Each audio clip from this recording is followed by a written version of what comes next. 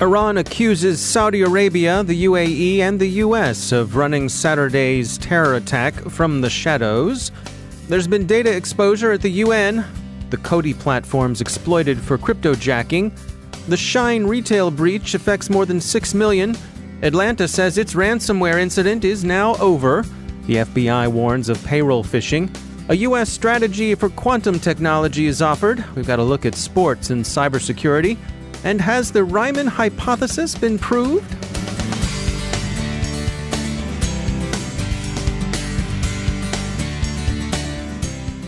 Time to tell you about our sponsor, Recorded Future. If you haven't already done so, take a look at Recorded Future's Cyber Daily. We look at it. The CyberWire staff subscribes and consults it daily. The web is rich with indicators and warnings, but it's nearly impossible to collect them by eyeballing the internet yourself, no matter how many analysts you might have on staff. And we're betting that however many you haven't got enough. Recorded Future does the hard work for you by automatically collecting and organizing the entire web to identify new vulnerabilities and emerging threat indicators. Sign up for the Cyber Daily email to get the top trending technical indicators crossing the web. Cyber news, targeted industries, threat actors, exploited vulnerabilities, malware, suspicious IP addresses, and much more. Subscribe today and stay ahead of the cyber attacks. Go to recordedfuture.com/intel to subscribe for free threat intelligence updates from Recorded Future. That's recordedfuture.com/intel. And we thank Recorded Future for sponsoring our show. Major funding for the CyberWire podcast is provided by Cylance. From the CyberWire studios at Data Tribe, I'm Dave Bittner with your CyberWire summary for Tuesday, September 25th, 2018. According to reports in Deutsche Welle, Iran accused Saudi Arabia, the United Arab Emirates, and the United States of complicity in Saturday's terrorist attack on a military parade. The UAE called the allegations baseless. The U.S. said Iran should look to itself for the explanation, and Saudi Arabia said nothing. So far, the responses to this awful attack have been hard words, but Iran's international adversaries should look to their cyber defenses. The United Nations has suffered a data exposure incident. Last month, a researcher found ways of accessing the UN's Trello tool, where he found ways into the UN's Google Docs and Jira pages. A range of sensitive information was exposed. The researcher disclosed his findings to the UN, but the world body took notice only after The Intercept broke the story. It's now 6 months since the city of Atlanta was hit with ransomware, and the city says the incident is now over. But there's a sour taste in Georgia mouths. The local CBS affiliate reports that the city doesn't know who hit them, what they hit them with, or how much they've had to spend to fix things. The SHEIN fashion retailer sustained a data breach in which records belonging to some 6.4 million customers were exposed. The incident happened in June, but SHEIN discovered it only late last month. It happens pretty much every time we install a new bit of software. We find ourselves staring down a EULA, an end-user license agreement. It's most often an interminable laundry list of terms and conditions cloaked in impenetrable legalese.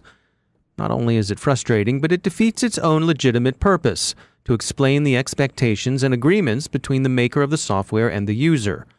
Users generally dislike this style of EULA, and now some companies are responding and trying to make things a whole lot easier to understand. From our CyberWire UK desk, Carole Theriault has the story. Security professionals keep reminding us to read the terms and conditions before we sign up for an app or an online service or even on a website. They tell us this because this is where companies have to disclose how they plan to manage your privacy. This is where you find out what the information they're going to take from you, how they might track you, or whether they send information to third parties. The problem is that many of these agreements are confusing. To most of us, it can seem like just a bunch of legal mumbo-jumbo. And recent research shows that over time, users split into two groups. Those that become what they call acceptors, these are people who felt their online access was more important than any of their privacy concerns. Or managers, people who strategically control information to reduce their vulnerability online. I went on the hunt for companies that simplify their terms to make them more accessible for the non-eagle eagles out there. And in my search, I found this company called Axel. They create file sharing tools, and their terms start with this statement. These are our terms of use. We have tried to state them clearly and simply. By using Axel, you are agreeing to these terms of use. If you don't like what you read, please don't use Axel. It's that simple. Pretty refreshing, right? So I got in touch with Jeremy Forsberg, he's the CMO at Axel, to ask him what made him decide to take this approach. Our founders have this at their core. They set up this company because they did not believe that we should compromise our data, our privacy, for the sake of convenience. You basically told you get one or the other, and we're like, no, that doesn't have to be the case. You can have convenience, but you also can maintain your privacy and greater control over your data. And so that's the approach that we take. So it really compels us, it motivates us to kind of be better for our users, and we shouldn't be manipulating people into signing up to terms and conditions that may be unfair to them without their full knowledge, because look, there will be a backlash at some point. And that's what it feels like. It feels like manipulation when the agreement is overly complex. There's this other bit in the Axel agreement that says, everything that you save in using Axel stays yours. We realize that's a crazy concept. Axel only does the things you ask it to do with your consent. You are in control. See our Privacy Bill of Rights. And I like this too. I studied law and I struggle to understand the terms and conditions and what it genuinely means for me. And I think the key thing is we want to build a little bit more trust and transparency with our users. And, and we noticed the failings that other companies, big companies, load up with in their terms of service. And it's just felt unfair for people to tick a box when they don't really understand what's going on. Maybe you can tell us, and other companies out there that might be flirting with the idea of simplifying their agreements, what the benefits are. Like, how does it improve your relationship with your customers, improve your business? Well, I think it makes it more focused on our users, which allows us to connect with our users a little bit more and actually build up a relationship and build up a dialogue. Ultimately, what you want to do is you can't necessarily speak to every person one by one, especially if you're a growing company. Okay, but here is an issue, right? So nobody really wants to have more regulation. Companies kind of don't want to have to comply with it all, and it can be complex. I mean, just look at GDPR, right? So if we think about how do individuals, users fight back? If we go back to that idea of acceptors and managers, how do we make people shift over from acceptors to managers? If they need to use a platform for some reason, they're just going to have to weight that up with their data and what they feel like they're compromising. A lot of the big social platforms and search platforms are asking a lot of people. They're asking people to give up a lot, and people don't realize that. And that really frustrates me.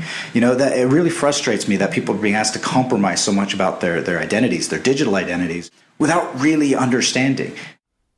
I like what Jeremy is saying there.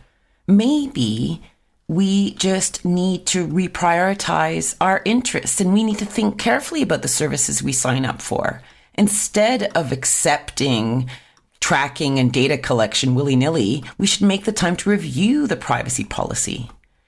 And if we don't understand what the words mean or find the policy, a bit creepy, shouldn't we exercise our right to say no way?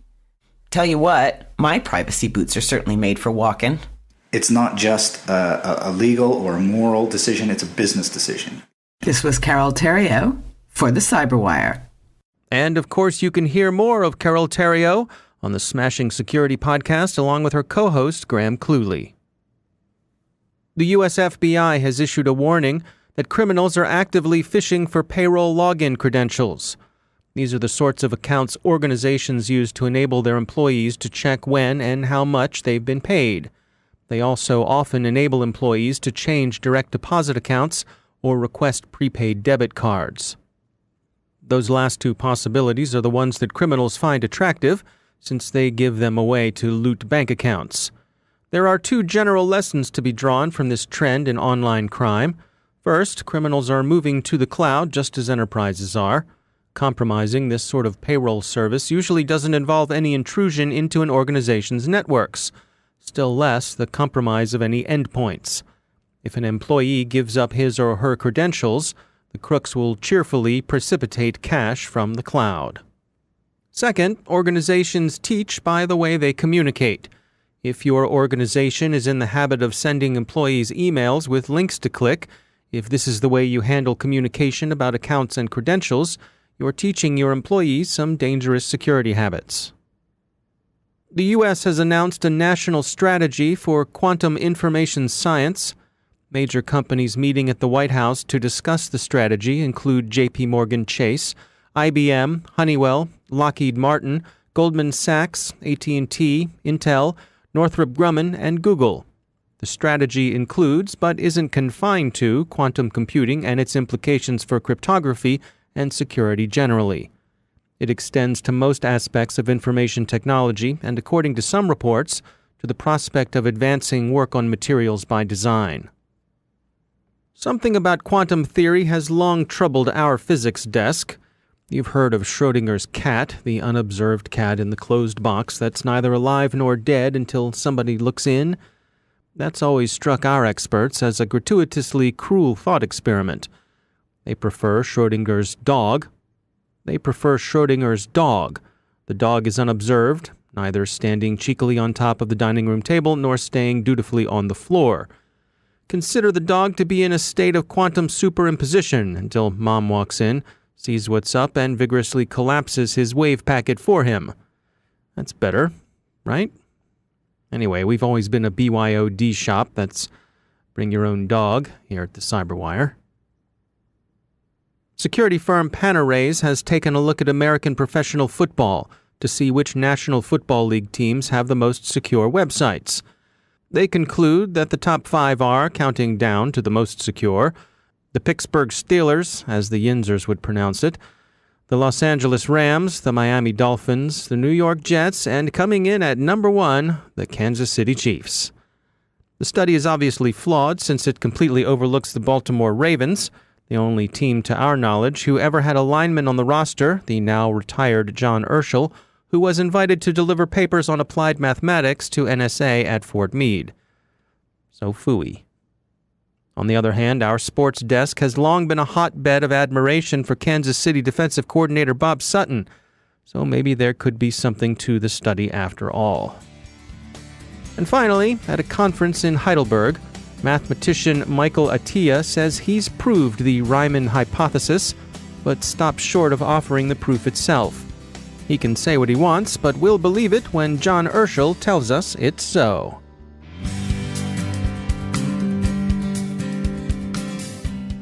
Now a moment to tell you about our sponsor, Observit.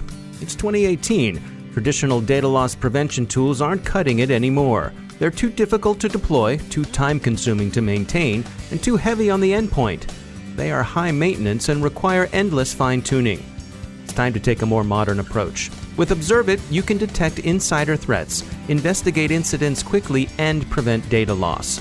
With its lightweight agent and out-of-the-box insider threat library, Observit is quick to deploy and far more effective at stopping data from leaving your organization.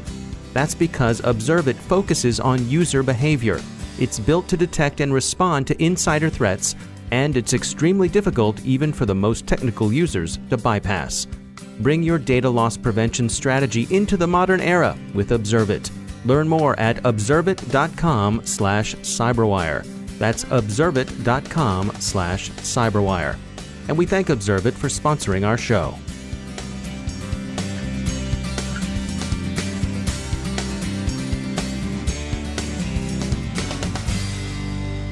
And joining me once again is Johannes Ullrich. He's from the SANS Institute. He's also the host of the ISC Stormcast podcast.